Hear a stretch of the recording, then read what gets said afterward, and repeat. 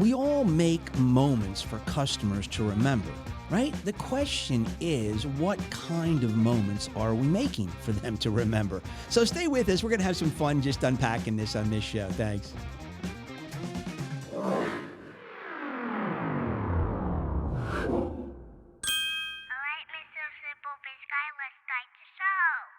Hey guys, Jeff Mason, your host of SimpleBiz360 podcast. Thank you so much for tuning in today. So here's a question for you. Has anyone out there watched the HGTV show called Vacation House Rules?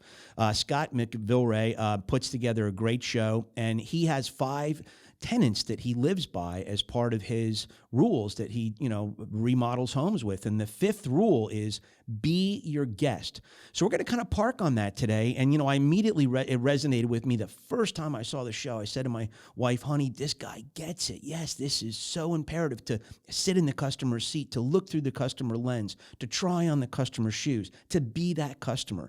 And so I really became fascinated with the show, and it's a great show. So we're going to kind of look at that. Now, I don't usually do a lot of research before a podcast because I've done the research before and I've lived it out through situational observation. But this is one where I really looked up memorable moments, and I really looked into what the internet had to say about this. And I did not find a lot of comments about be your guest, about become the customer.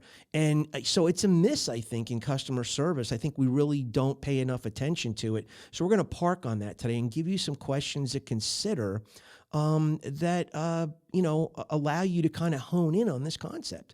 So the first thing is, are the memories that you're creating for your customer, are these favorable? I mean, that's a key bottom line question. Will these memories roll out the red carpet for repeat business? I mean, do they have that type of feel, and do they leave that kind of feeling with the customer? Will the interaction with our companies be worthy of a good referral? Will we leave them with such a good feeling about the experience that they pass it on to other people in a favorable way? Is the customer left with only bad memories?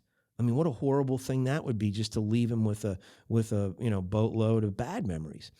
Did the transaction have tension that eventually led to or created a lost customer? So are you really looking at your customer service apparatus and detecting where or if there's tension built in there? How about was the customer experience just simply bland and unmemorable? Was it just a gray slate with nothing to it? I mean, that's kind of ugly too, right? Are we deliberate enough with our customer interaction moments? Are we really building our customer service teams and our apparatus and our network of servicing customers? Are we being intentional and deliberate with certain procedures and mechanisms and tools?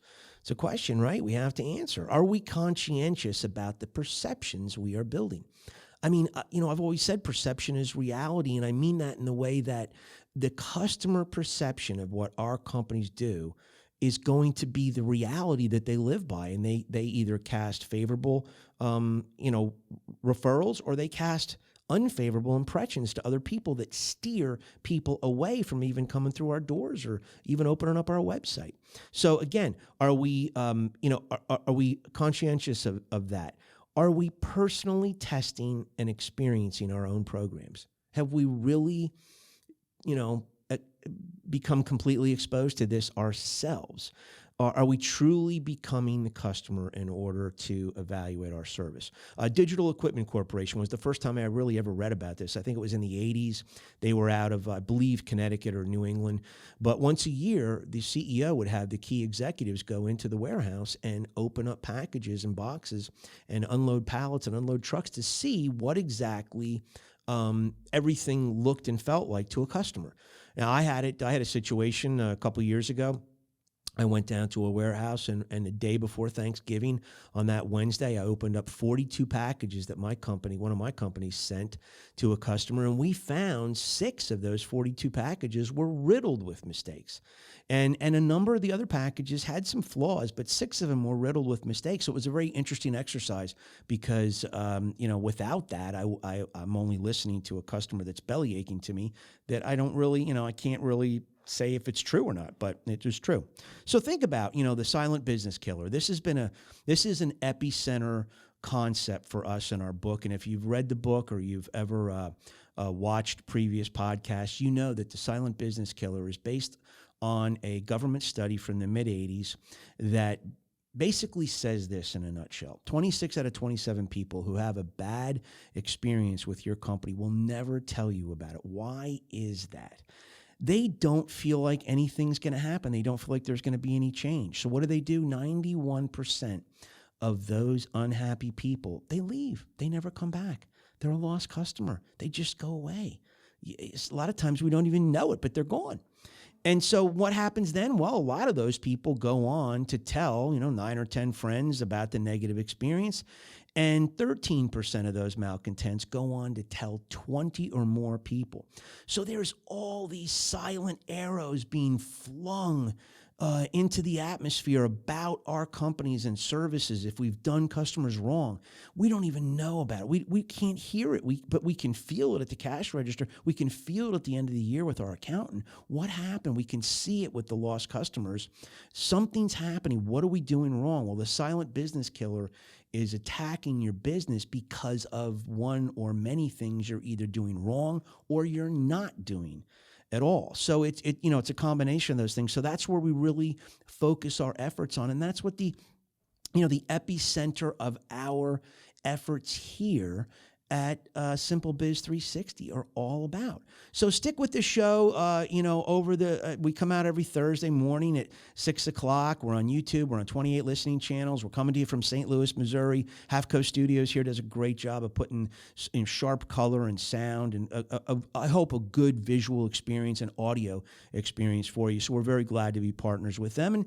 And guys, we just we invite you to take the free ride with us, right? Grab a cup of coffee every week and just hang out with us for 10 minutes. We're going to try to make them really short and sweet. So we love rock and roll. We love leaving everybody with a Lost in the Shuffle track. No, we don't play the music, but we feature it. If you look in your upper right-hand corner of your visual experience on YouTube, you'll see a card that comes up when I mention the song, and you can click on that card, and it takes you to a video that's on YouTube, and we just have some fun with it. So today, it's summer. It's getting hot, right? Beach Boys, right? Good Vibrations, 1966. Yeah, these guys are rock and roll Hall of Famers, and it's really, this was kind of released before the really critically acclaimed album Pet Sounds came out. And it's just a fun tune, good vibrations. Let's leave some good vibrations with customers, right? That's what we want to do. So, we always say here that if you want to improve the results of your business, we encourage you to improve the how you're doing business. Improve those mechanics, change them, make them favorable, create good perceptions for your customers. Be your customer to understand what you're actually delivering to them. So we just want to thank you for tuning in. And hey, you know what?